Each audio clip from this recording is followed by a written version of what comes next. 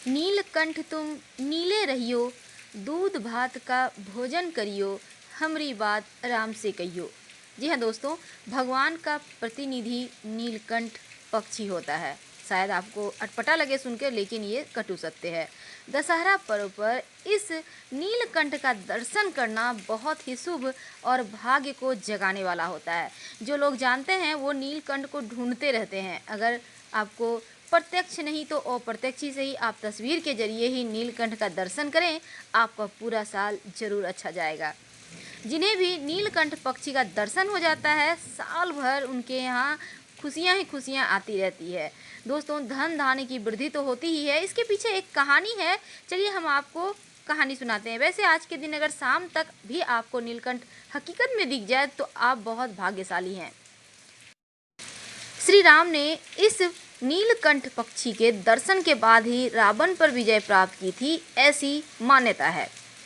और विजयदशमी का पर्व जीत का पर्व है। दशहरे पर नीलकंठ के दर्शन होना बहुत ही शुभ होता है।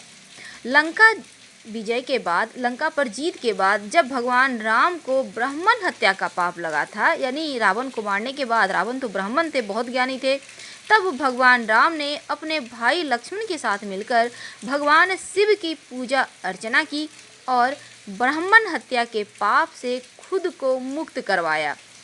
तब भगवान शिव नीलकंठ पक्षी के रूप में धरती पर उतरे थे। नीलकंठ जिसका मतलब होता है जिनका गला नीला हो, और धर्मशास्त्रों के मुताबिक भगवान शंकर ही नीलकंठ है।